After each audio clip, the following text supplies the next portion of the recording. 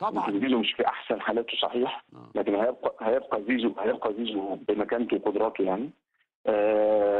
الحاله بتاعت توفيق عبد الله كاسر كل المقاييس اللي ممكن تتقال في السن والعمر والاداء يعني الصراحه، لكن في نفس الوقت برضه يعني حاله الضغط اللي هيعملها الاهلي هتحد كتير جدا جدا جدا جدا من قدرات الزمالك اللي هتبقى هجوميه. لكن طبعا يعني ناصر منسي بيعرف يجيب جول، يعني الجزيري ممكن قدام مباراه الاهلي دي بيقدم بشكل كويس. انا قلبي حاسس بالجزيري، مش عارف يعني، انا حاسس ان ماتش بكره ده ماتش الجزيري. انا بقول لك في الماتشات دي بيعرف يجيب بينالتي كمان، صحيح الحكام بتحسبها رغم انها مش بينالتي، بس يلا مش مشكله، بس بيعرف يجيب بينالتي. لا بكره ما فيش بقى، بكره حكام من بره، فان شاء الله هيكسب الاحسن.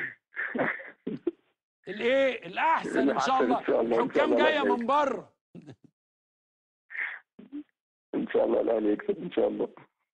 تقديرك يعني بس ماتش بكره ماتش بكره عايز اقول لك ماتش بكره في عين بتتفرج عليه من بعيد شويه كده، الناس مش حاطاه في الحسبان في المعادله. المعادله السنه دي مختلفه عن كل سنه، المعادله السنه دي بقى فيها بيراميدز بشكل قوي. بيراميدز يعني عينه على اللقاء، واي نتيجه هي في صالحه. لو الزمالك خسر فهو خلص طبعا من منافسه الزمالك على المركز الثاني، على المركز الثاني خالص. لو الاهلي لا قدر الله خسر فهو بقى متربع بفرق 4 نقاط لو كسب كمان سيراميكا.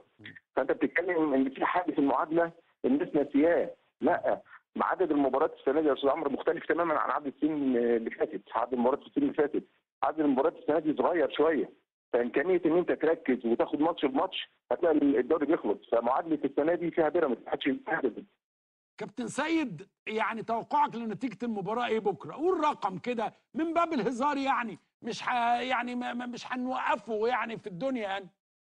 لا هقول لك لو الاهلي قدر ان هو يجيب بدري الامر هيبقى صعب جدا على الزمالك. هو الاهلي دايما بيجيب بدري. يعني ما ربع ساعه تلت ساعه متأخر. لا ما بيجيش متاخر، بيجي بدري دايما. انما ان شاء الله خير. ما بص، عارف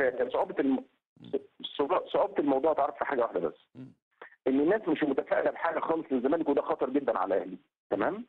واللي خطر على الزمالك اكتر، يعني انا بتكلم بمستوى سيبك بقى من الهزار وحاجه، اللي خطر على الزمالك اكتر ان الزمالك حتى لو تعادل الناس بالنسبه لها هتبقى دي كفايه، وده مش كفايه للزمالك لان هو متاخر ب6 نقاط على بيراميدز و5 نقاط على الاهلي.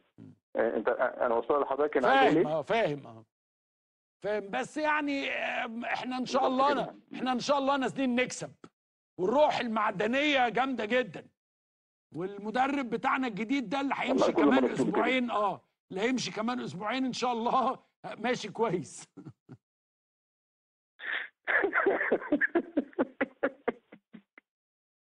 شكرا كابتن.